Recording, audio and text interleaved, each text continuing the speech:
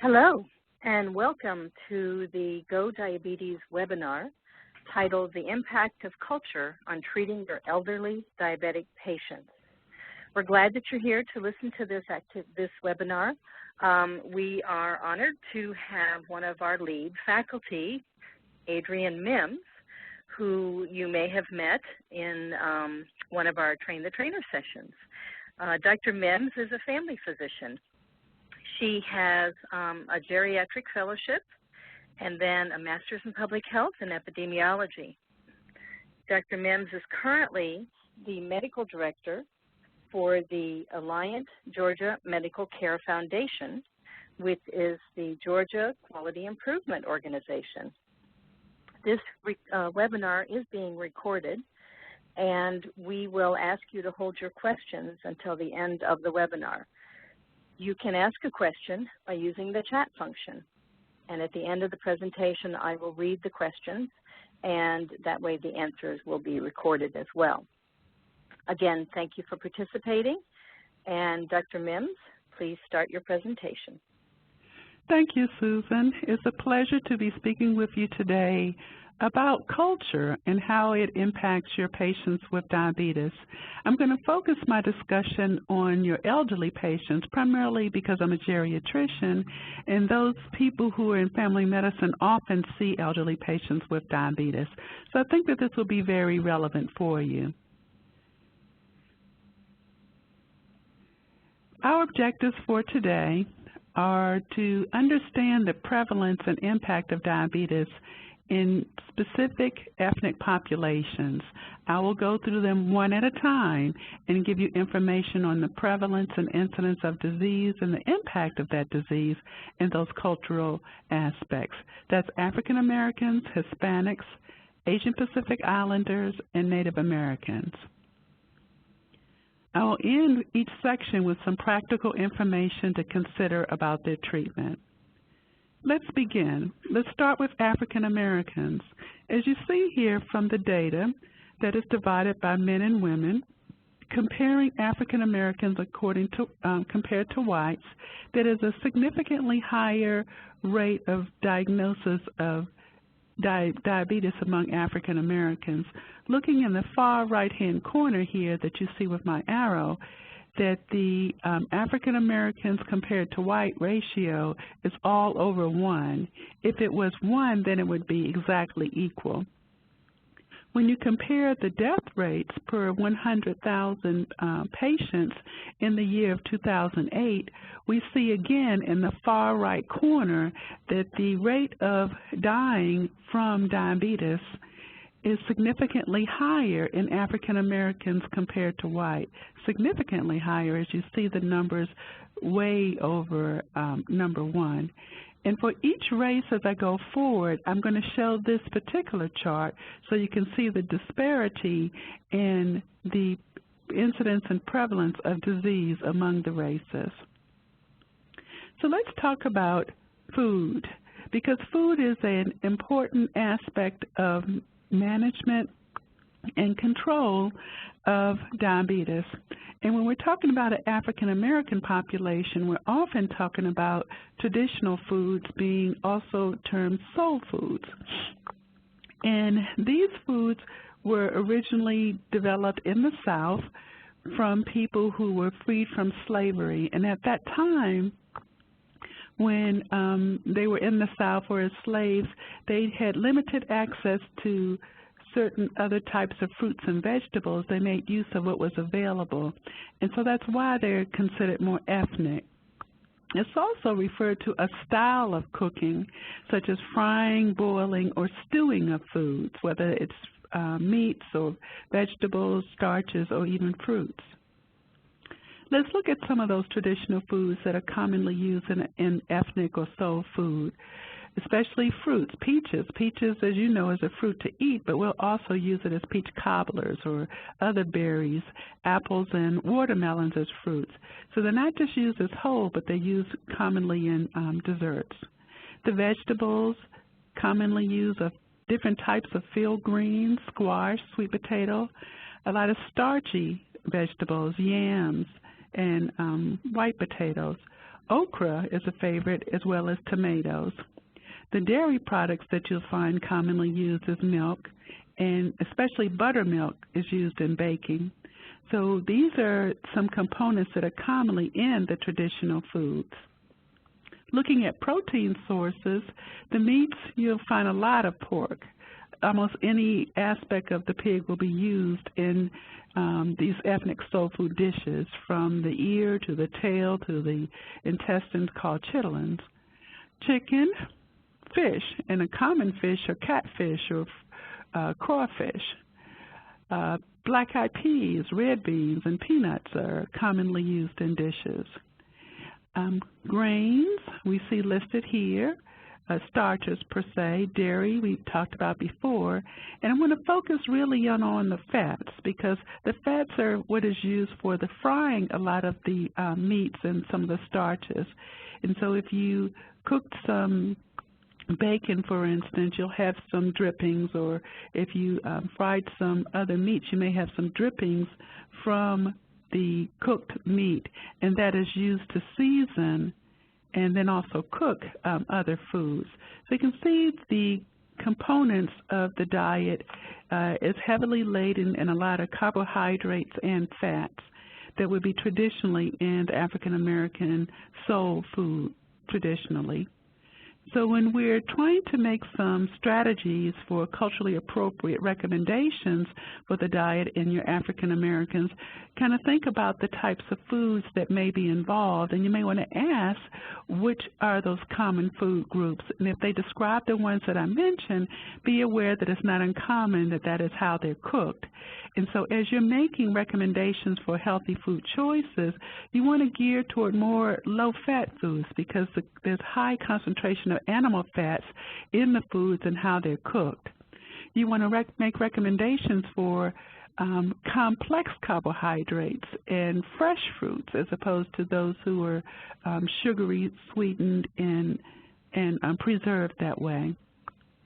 Using low-fat sources to season the beans and your meats and fish and poultry, rather than using things like lard or animal drippings. A major issue is the portion size.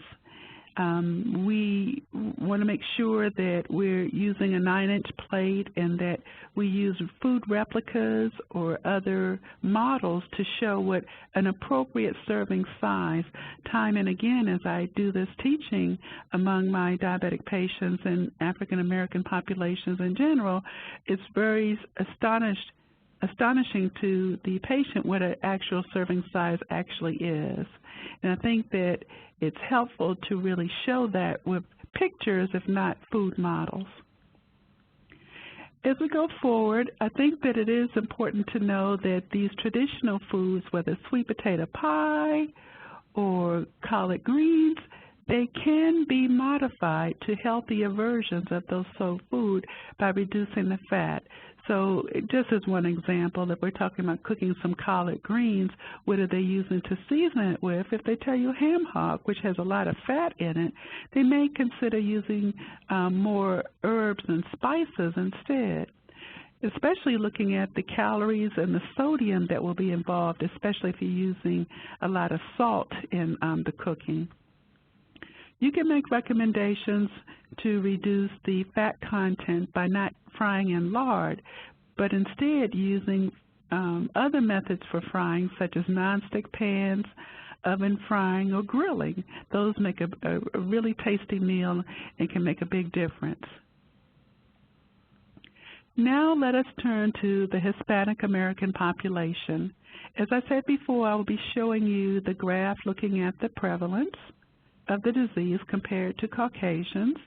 And as you look at this, men, women in total on the far right-hand side, again, that we find all of the ratios to be significantly over 1. That is, there's a higher rate of diabetes in Hispanic population. When you look at the age-adjusted death rate, again, the rates are over 1, that they are more likely to die at higher rates than non-Hispanic, white, or Caucasian population. So we see the disparity that is occurring here. When we think about Latinos, Mexican Americans are by far the largest subgroup in the Latino population, but we can't think of them as a uniform one group because there are some differences, such as Puerto Rican Americans. Puerto Ricans may be considered Latinos, and they have a significantly high risk of developing diabetes also. They are a separate subgroup of those who are Cubans, again, higher than others. But then when we say Latin America, we may consider people from other Latin American countries or Latin Caribbean, so it's important to know exactly which subgroup they were meaning. For most of my presentation today, I'll be speaking primarily of Mexican Americans.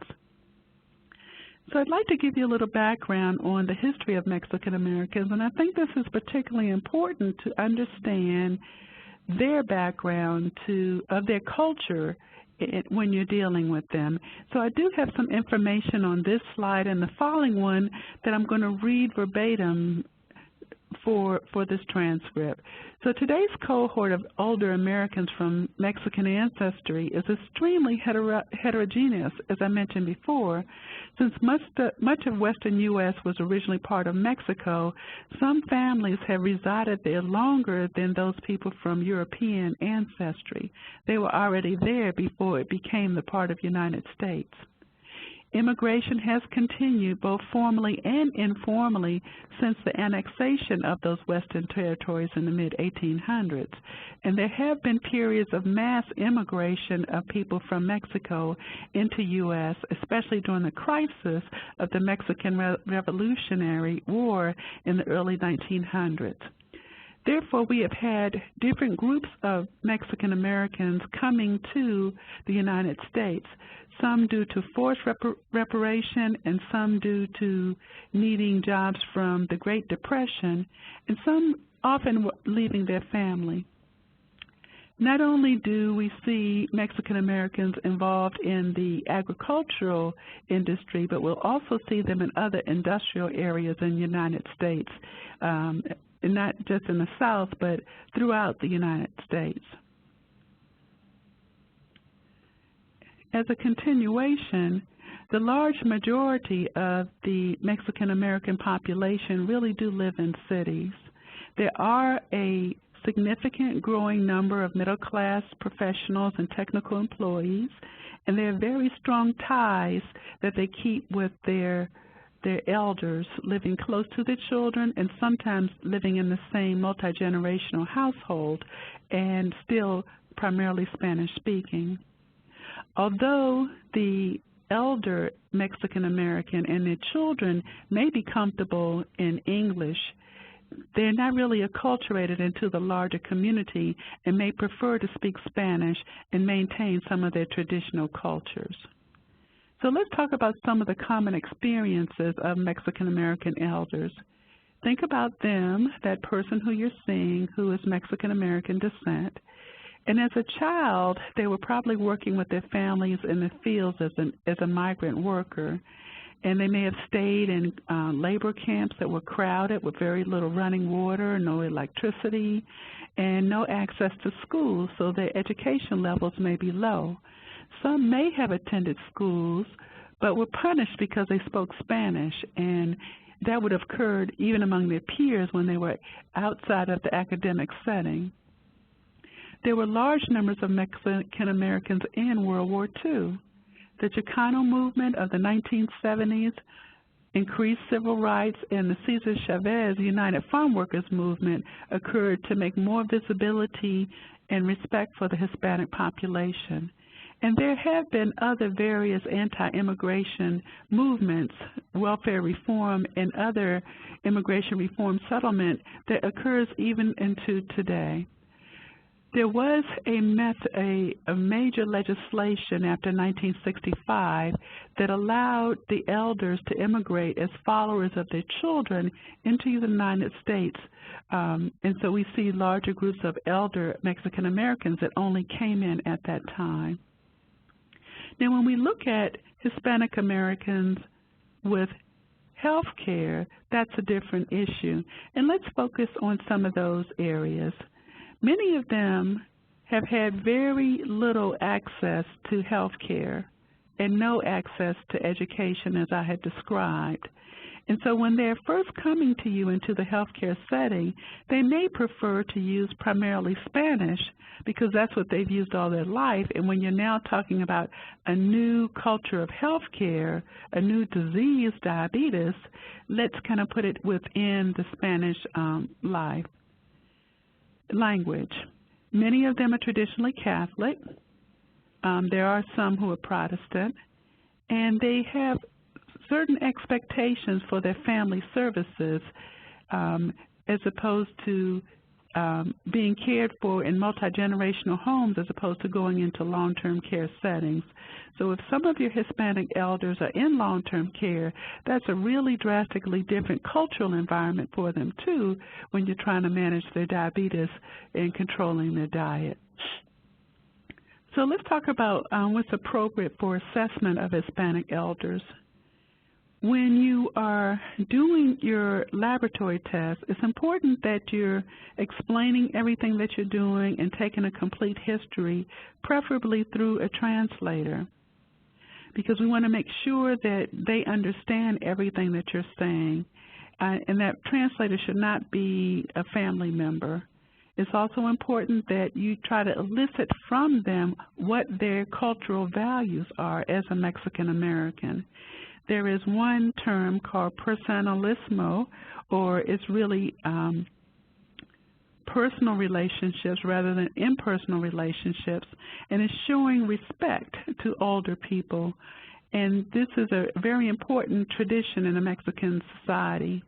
And familismo is an emphasis on reliance of the family. And so when you had multi-generational families living together to care for one another as opposed to going into the institution, that was important to know if this is one of their cultural heritage that you want to be respectful of going forward. You want to find out the elders' explanation of what they think diabetes is and how that can help you understand their condition. Let's say, for instance, they may think that they had gotten the diabetes from a curse or something that had happened. So you want to ask them, what do you call this condition? What do you think caused it? And some traditional perspectives on the treatment in the Mexican culture are found in a table or a guide that is available later in this discussion. But some of it can be incorporated in your management as you approach the patient. It would be helpful to know if the elder is practicing balancing foods. And what I mean by that, some foods are considered hot and some foods are considered cold. And I'm not talking about temperature. So they have certain foods that are classified as hot temperatures and certain foods are classified as cold temperatures, and they try to balance that within their diet. You would want to know if that's a practice that they're doing. So as I mentioned before, Mexican American elders are quite diverse, and so you want to make sure that which part of their culture you're interacting with. Is it from their Indian background or is it more from their Spanish background that's part of what you're seeing? Let's look at the typical food groups and staples of the traditional Mexican American diet. And this is contrasted from what I told you before from African American diet. So the fruits are more bananas and guava and mango, papaya, pineapple, as opposed to before we're talking about peaches and watermelon. The vegetables, for instance, are avocados, squash, and cactuses, peppers, onions, and salsas. Grains will be corn and corn products, and this is often put into the form of tortillas. They'll use long grain rice, and this may be prepared alone or along with vegetables and tomatoes and chili peppers. It can be put into bread, as in a sweet bread, pan dulce. The dairy products is a hot milk beverage with cream, and they use the cream a lot as a topping to food. The protein sources, a lot of meats. Carne asada is a type of grilled meat. Chorizo is a spicy pork sausage. And a lot of egg is prepared within the vegetable. They, too, as in African Americans, use a lot of lard for their cooking. So when you see Mexican Americans trying to use their traditional foods within to the American diet, they're trying to do some acculturation there, and it's influenced by a lot of factors: how old they are, what their educational level is, whether they've been a lot in the educational system, what their income is, and their ability to speak English. How much acculturation have they had to modify their Hispanic diet to what is a traditional American diet? So you'll see that as the acculturation begins to occur, the consumption of the traditional dishes will begin to decrease, and many new foods are added, such as these ready-to-eat breakfast cereals. Instead of corn tortillas, flour tortillas.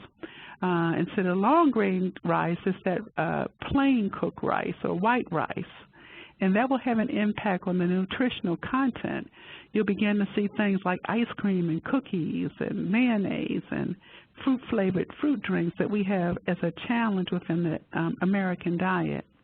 And these dietary changes are one of the reasons we think that there is an increased rate of type 2 diabetes among Hispanic population, because they're not traditionally using all this ice cream and cookies and fruit drinks, flavored drinks in their diet. So we would want to counsel them on healthy food choices.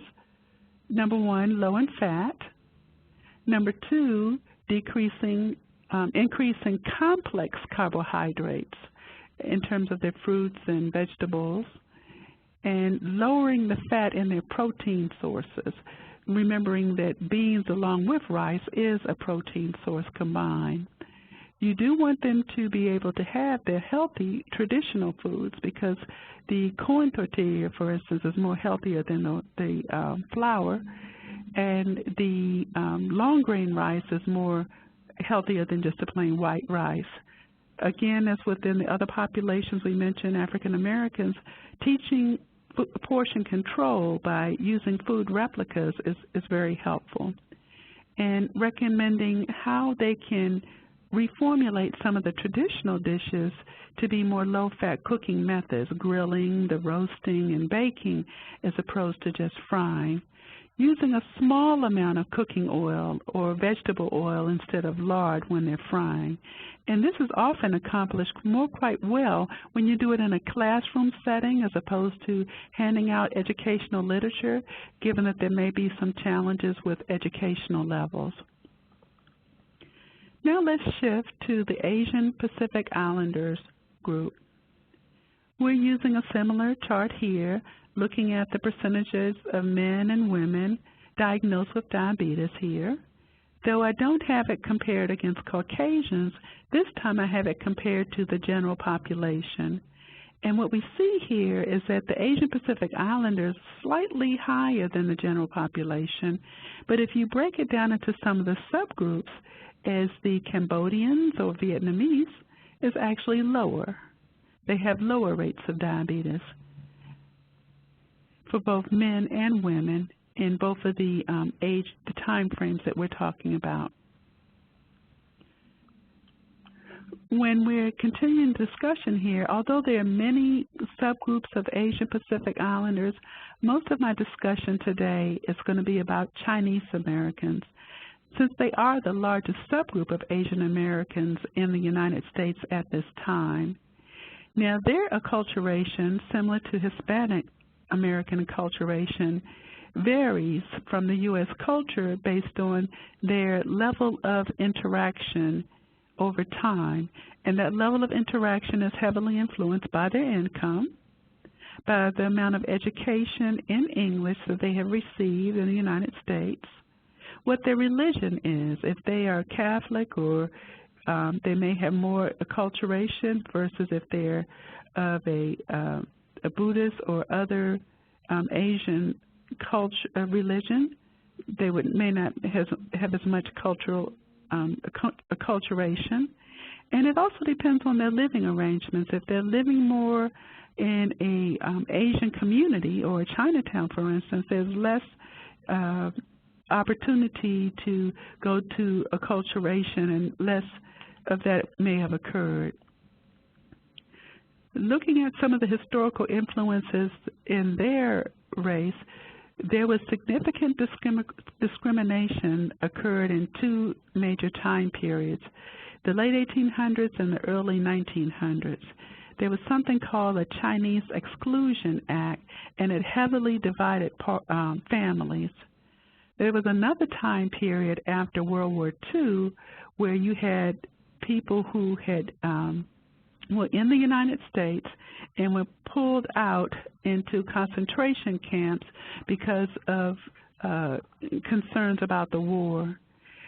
In 1960, you began to see a decrease in the discrimination and more influx of immigration of Chinese Americans after that time period. Though if you look at our elder Chinese population, many of them were actually born outside of the United States. And they may be primarily living in Chinatown areas of your geographic area, or if they have higher incomes, they may be living anywhere. It is important to realize that there will be some heterogeneity of their religious background based on how long they have been living here, such as Buddhist or Confucianism or Taoism. Taoist is part of their background. It's important to recognize in the Asian Pacific Islander community that the entire family helps in the decision making. So we may be accustomed to talking directly to the family, to the patient, or to that significant other, but here it is an entire family that weighs heavily into the decision here. When it comes to diabetes, nutrition as our major focus here, things to consider about their traditional foods you may have experienced by going to traditional Chinese restaurants, where there's a difference between the Mandarin, Sichuan, Hunan, Shanghai, and Canton, which are different regions of China. There are several other regions of China, but these are some of the major areas that have immigrated to the United States. And so the food is different. Different food groups are used among those. But the core food groups, again, are the fruits and vegetable, grains, and dairy, and contrasting that to the traditional American population diet, we see the fruits are often mango or melons, a lot of oranges, and lychee. The vegetables will be like bamboo shoots and bean sprout, bok choy. There's Chinese broccoli and long beans. A lot of ginger and garlic is used, as well as mushrooms. You see the difference here. Grains, long grain rice, noodles, dumplings, and flour wrappers are commonly used. And dairy products are not a traditional part of the Chinese diet. That's something that's more from American acculturation. In terms of protein sources, where we may use a large piece of protein as a serving size, they're more commonly having it broken up into bite-sized pieces, whether it's the beef, pork, chicken, or even duck. And tea is a major staple within the Asian Pacific Island diet. So a typical meal may include soup, rice, and 2 or 3 mixed vegetables. There may be a little bit of bite-sized meats with that. They make a lot of selections based on a cultural difference of yin and yang, and you would want to ask them what that means to them and whether that is one of their considerations within their diet, because that is important to them, and it's not about of temperature, but it's about the amount of energy that the food possesses. Those are foreign concepts within the American culture, and it's not energy in terms of calories. So you would want to ask them in terms of their yin and yang preferences with foods, and are they using that, and what are some sources and how they're pairing that up. such as a yang food would be the gingers and garlics and meats and eggs, and yin would be vegetables, melons, and fish. And so we in a traditional American diet may not understand the differences between that, and so we would want to ask them about how they're pairing that up with their meals. So some of these influential factors are, as we mentioned before, how long have they been in the United States? Do they speak English?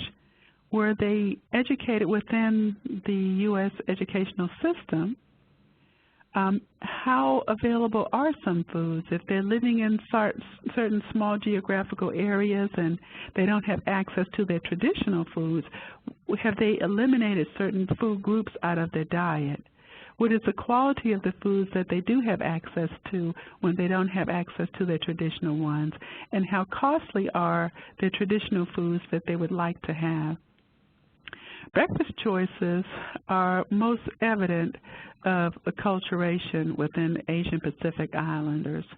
And what you'll see is oftentimes they may be eating, our usual cereals or that are more typical of an American diet. And risk factors for diabetes are pretty much the same, but because there's a lot more fruits and vegetables, we have lower rates of diabetes here. Some of the strategies you want to do with Asia Pacific Islanders are the same as other groups, recommending a variety of foods and the portions. And I have one resource listed here that you can consider. We're going to shift now to Native Americans. And Native American population have a significantly higher rate of having diabetes compared to the other races, and especially to Caucasians. You see a higher rate for both men and women, more than double that for Caucasians. And when we look at the incidence of mortality, again, it's significantly higher for for Native Americans. So let's talk a little bit about their background and to understand more about their culture. So there were about 10 million people living in the United States at the time the first Europeans came, 500 years ago. But by 1990, that had decreased to just barely over 200,000. A lot of that was due to infections, deprivation, and genocide. In the 1880s to 1934, there was a significant repression of Native American culture, and Native Americans were primarily confined to reservations. However, the Indian Self-Determination and Education Assistance Act of 1975 made some significant improvements. They were finally enacted by Congress in 1976. Challenges that Native Americans have had to deal with was more forced assimilation. If they were off of the reservations or reserved lands, they were more forced into traditional American culture. They were forced to go to boarding schools away from their families. Indian children were removed from their families and adopted by white families, and that finally ended as late as 1978. As a culture, as a group of people, they have a significant relationship with the land.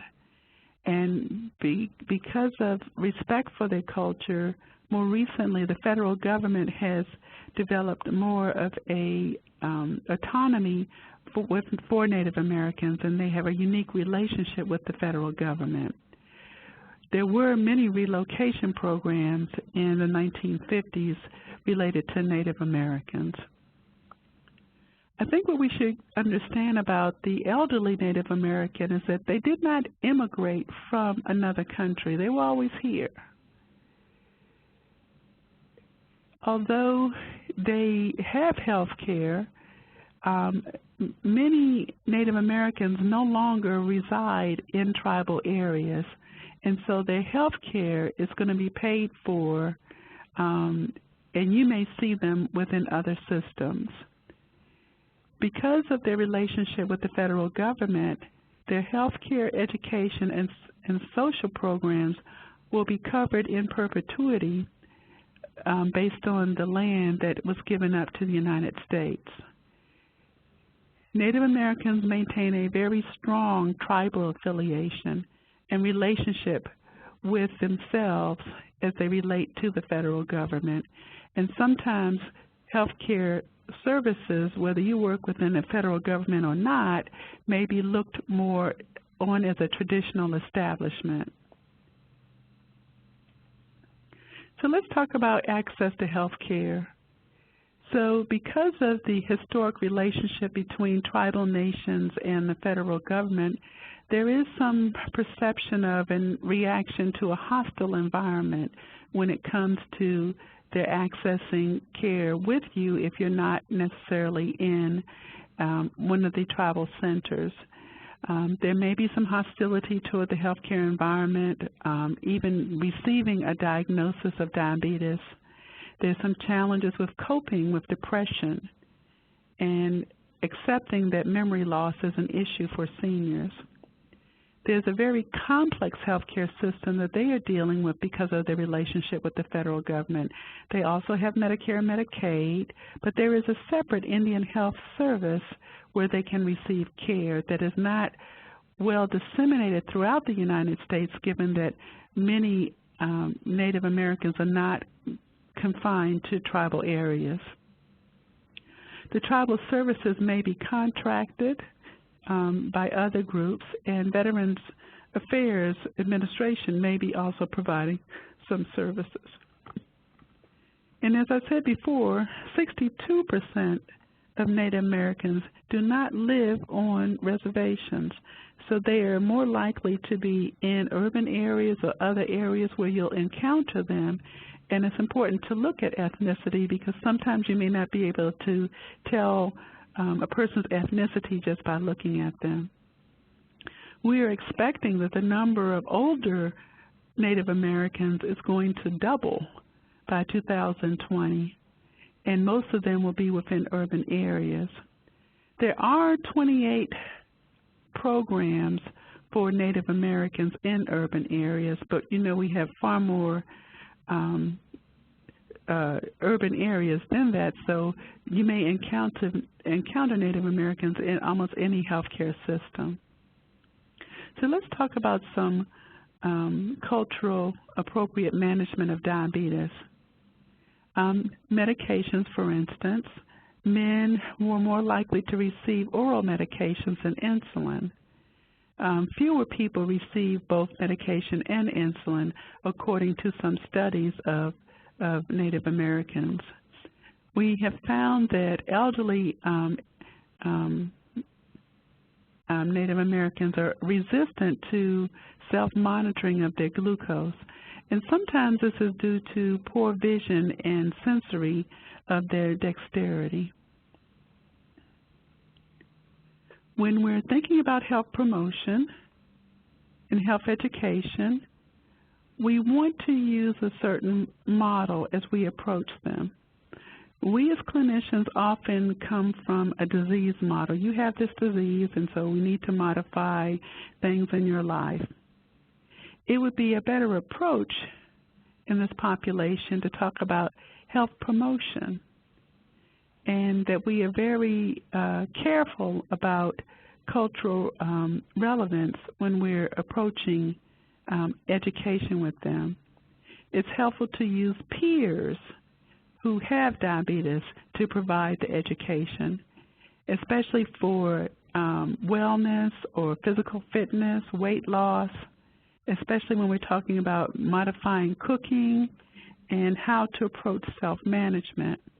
One-on-one counseling is especially effective, though if you have enough Native Americans together to provide group counseling, that would be helpful. But it's very important if you do have some people of that ethnicity to provide the peer counseling.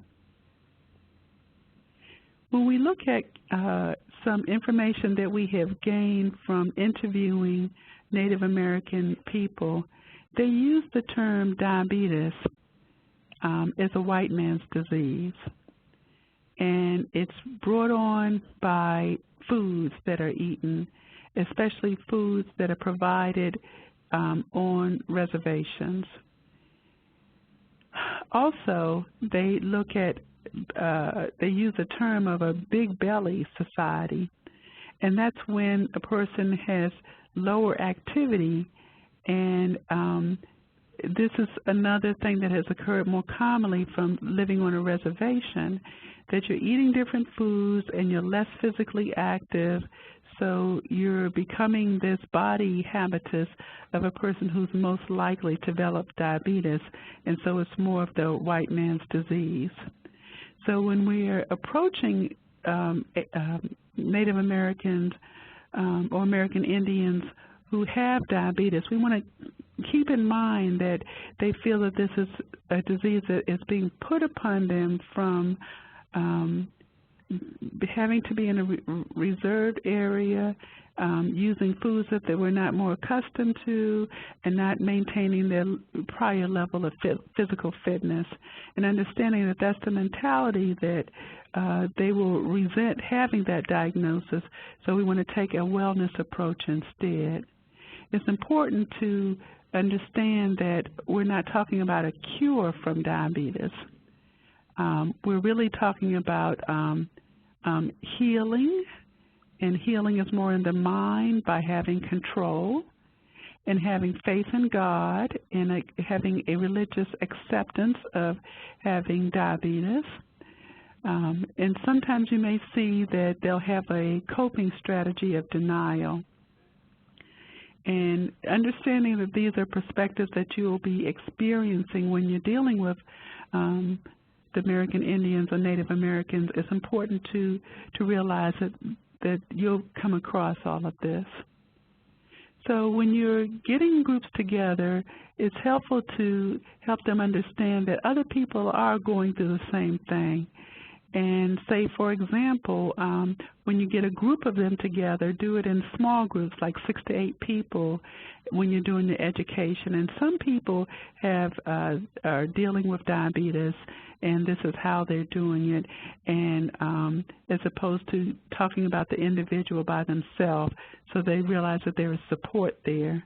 We find it's helpful to involve other family members in the counseling and in the education programs, whether it's daughters or sisters or spouses, to come to the educational session. It's important that you get information about the individual to see where they're coming from. What is their perspective of the disease? Have they accepted it? Do they feel that this is the white man's disease? Is this a result of their diet? Find out where they're coming from and meet them at that point, because you want to make that connection between the physical disease and their spiritual transformation as to their acceptance and how they can begin to move forward with this condition.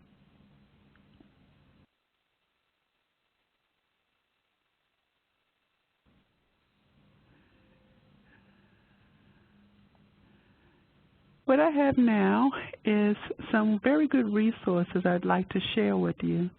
And these are resources that I use to develop the presentation. There are a lot of good places to look for diabetes education and translated materials to use for your patient population. You see the website from FNOMED. There is a AHRQ fact sheet with some demographic information that I use. And I'd highly recommend the Stanford Educational Resource Unit for Diabetes. They did a lot of work on cultural diversity that would be helpful in an educational setting. 2 other guides that I think that would be helpful for you I've listed here. The Physician's Practical Guide to Culturally Competent Care. This website has a link that you can go on and get CME units on cultural competence and care. And finally, the Physician Toolkit and Curriculum that's listed on the right-hand side for medical practitioners. So for today, I've covered how to approach 4 different ethnic groups with diabetes, given their varying prevalence of the disease and how it impacts them as a person and how to relate to them based on their nutritional preferences and alternative ways that you can make recommendations to them. I will stop at this time to see if there are questions. Thank you.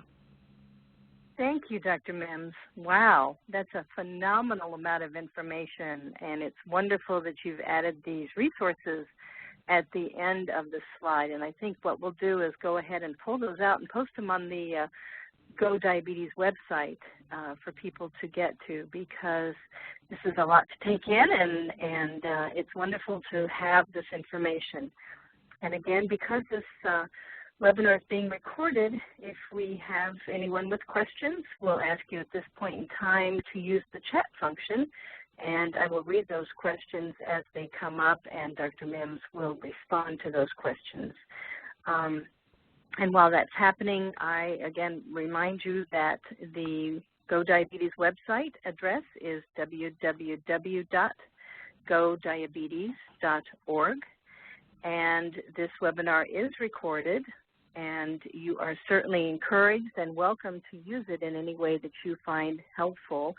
If this time of the actual live recording was not convenient, certainly share the link, and anyone can listen to it at their convenience, because all of our webinars have some phenomenal faculty and amazing information that you will find very helpful to care for your patients. Well, it seems like Dr. Mims has answered all of the questions that people might have. We don't have any at this time, so at this point we will end this webinar. Thank you for participating, and we hope that you find this information was very useful. Thank you so much.